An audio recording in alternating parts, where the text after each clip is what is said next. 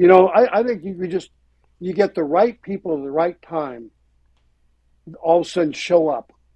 I remember after we buried my father, the next morning we stayed hotel that night, the Bel Air Hotel, and Margaret Thatcher was there and what have you.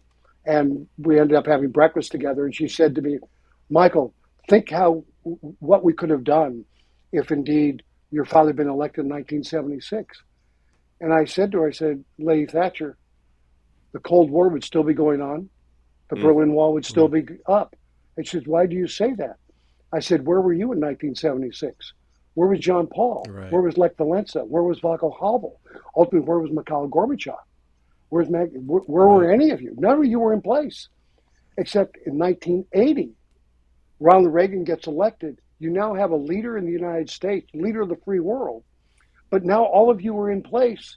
And the only one missing is Mikhail Gorbachev, who doesn't come into play till 1985. Dad would have been out of office in 1985 and never would have met Mikhail Gorbachev had he been elected in 1976. And the two of them get together. And what happens? It really changes the dynamic and changes the world. So 1980 was the right time that God or whatever chose that time for all of you to be together on the same page and want to get the same thing, bring freedom to a part of the world hadn't been free in years. And you found a way to work together to get those things done. And she said, well, I never thought of that. Never really put it that way before. Well, look, you've done a lot of remarkable things, Michael, but keeping your dad's memory alive is just laudable and important. And what you just said before about I guess ignorance isn't too strong a word, but the fact that so many people don't understand what happened over there in Normandy, and the idea that a simple name on a brick and a brick on a walkway might help more people take a deeper dive and get a better understanding of all that came before us. I just think it's a tremendous endeavor you're involved in. And is there anything else we can do to help spread the word?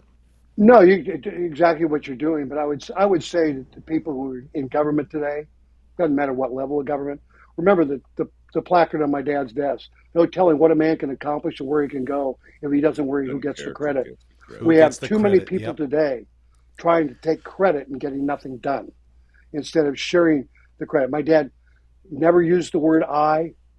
It was always we working together.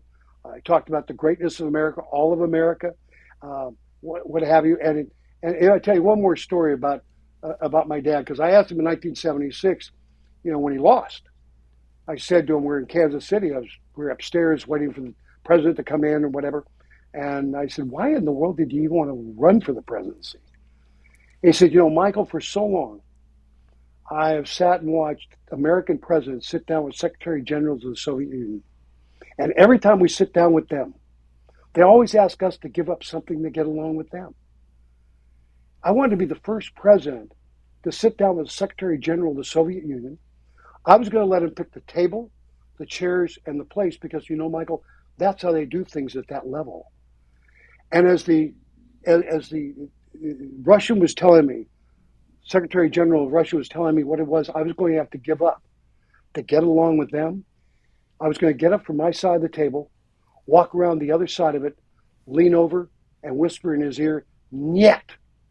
I want to be the first president to say Nyet to a Secretary General of the Soviet Union. Now, you got to remember, Nancy had not told him yet that he was going to run again in 1980. He didn't know that.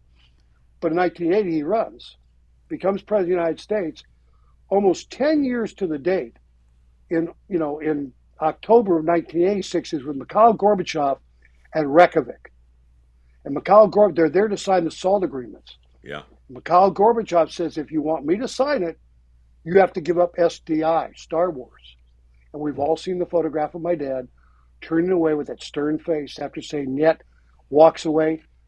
Everybody thought it was a great failure because his staff, everybody thought that was going to be Ronald Reagan's legacy. That agreement was going to be his legacy. Ronald Reagan never cared about his legacy. He cared about the American people.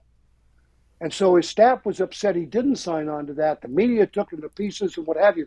But a year later, Mikhail Gorbachev shows up in Washington, D.C. and does what? signs the agreement, Yep. and SDI is in it. As I told a Jewish family that was at the library the other day that I was giving a tour of, I said, and that's why you're able to defend yourself in Israel today, because Star Wars did not come out of that agreement. It stayed in. And what came from that agreement is what defends Israel. Yeah. Because your dad just said no. Isn't it funny that while your mom was saying just say no, he was saying just say Nyet? Well, that's not That's bad. good. I keep that one. Just Yeah, say I Nyet. won't even. Hey, I won't even use it. I'll let well, you keep it. okay.